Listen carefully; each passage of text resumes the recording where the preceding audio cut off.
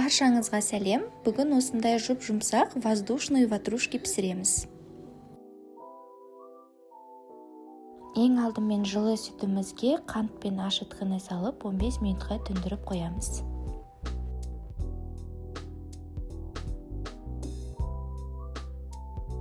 Ашытқымыздың бетінде көпіршік пайда болса, онда жұмыртқамызды, сары майымызды салып, жақсылап араластырып аламыз. Одан кейін барып ұнымызды біртіндеп салып, қамыр жұмсақ, қолға жабыспайтындай етіп, қамыр илеуіміз керек. Егер қамырды илеп болған соң, қамыр сонда да жабысып тұрса, кішкене ұн қосып жіберсеңіздер болады. Енді қамырымызды 30-40 минутқа жылы жерге қойып, көтерілгенге дейін күтеміз. Ал оған дейін салмасын дайындап қойсақ болады.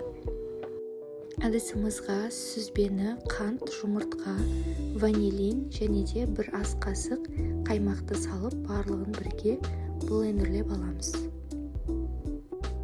Қамырымыз көтерілген соң, мен оны 6 бөлікке бөліп алдым. Барлығы бірдей формада шығу үшін 85 граммнан бөліп шықтым.